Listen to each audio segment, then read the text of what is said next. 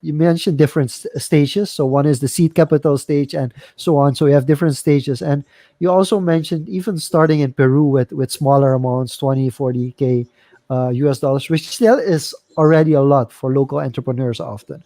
So could you Absolutely. take us to the process of what do you need to have in place as a startup to be interesting enough for a venture capitalist?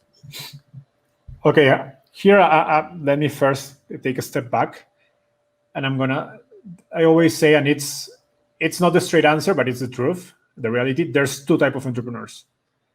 Okay, I say actually one of my last interviews for my podcast, we talked about that with an investor who I think is one of the few investors in Latin America who speaks openly about it, and I think we should be. Sometimes we don't like speaking about truths, but there are truths in the end. So there's two type of entrepreneurs. I call them pedigree entrepreneurs and non-pedigree entrepreneurs. Okay, so if you're a pedigree entrepreneur, which means you went to McKinsey, you worked in, I don't know, in investment banking, in a big American bank or a big bank in your country, or you went to Stanford or Harvard, etc. Truth is, it's much more easier for you to raise money. And those entrepreneurs can even raise money with a PowerPoint. That's as plain as that. It might sound like super unfair. That's how it works. I haven't. I mean, I'm new in the market, so it's not my fault. It's just how it is. It's fair. It's fair. It's fair. Uh, Yeah. It's and also it's at the point it yeah, has it's some fair. logic if you think about it. It's like just people wanna like. It's the question is how can you validate an entrepreneur is good? So those are some kind of signals that investors have decided are good for them. And if you see, I mean, most of Latin American unicorns, Clip, Nubank, Kavak, etc., most of these founders, they usually have worked in consulting or banking and have gone to an MBA in the US. So there might be some, Americans call it pattern matching. So, yeah, I mean, it doesn't necessarily imply you're the best entrepreneur, but that's how people use it. And the problem is, though obviously those entrepreneurs are the smallest percentage of the population of Latin America because we obviously know we're in a region where opportunity is not available for everyone. So that's, I don't know, 5% of the, let's say, that the addressable entrepreneurs in the region. And then the other ones have it much more harder. And which that implies is you got to show that you are a good entrepreneur. And how do you show that? Building a company.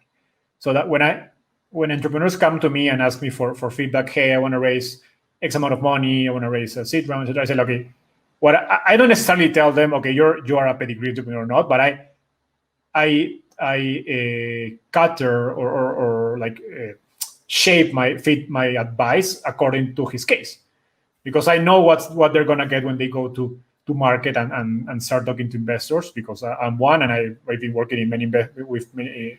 I'm in my third fund right now, which is in the US, and obviously I have VCs who are my friends, etc. So I know how they usually think, and it's like I just say that. So if it's a founder which fits with the non-pedigree, I say like, okay, build an MVP and try to get some revenue. That's the main thing. Before that, if you have a PowerPoint, a good idea, you're just gonna waste your time going to investors. I would say not only your time. I think what's worse is that you end up frustrated. You just get a lot of bad energy because like you go to people 1, 2, 3, you go to a 10th investor and nobody believes in you, and you just feel like, okay, this is just I don't want to do it, right? You just get like super frustrated, and it's just because I think you went you didn't pick the right order of steps. You should have tried to focus on building a company. And I also like there's no rush. You can work, do it at nights, do it on the weekends, or even get a loan from your credit card if you're super sure it's going to work. So try to put, and in the end, that way is how you get your pedigree, right? Like showing that you can build a product that's good, that users like, that's profitable, etc. Or I've seen other founders, for example, go to accelerators. I think accelerators are a good pedigree hack. I'd say if you're a founder, for example, I'm young, as Diego said, I'm 25, so I know a lot of friends who are 25, and at 25 you can't have a degree. It's like even if you went to the best university in your country, you're still a baby, right? It's like you're probably first years in the labor market. You obviously don't have an MBA, so even if you're working in McKinsey as a first year analyst, you still don't have a pedigree. And I have friends doing those jumps like at super early in their careers to become an entrepreneur, and they suffer a lot. And I've studied with them. I've worked with them in university. I know they're smart, and they suffer because you're just 25. What experience do you have?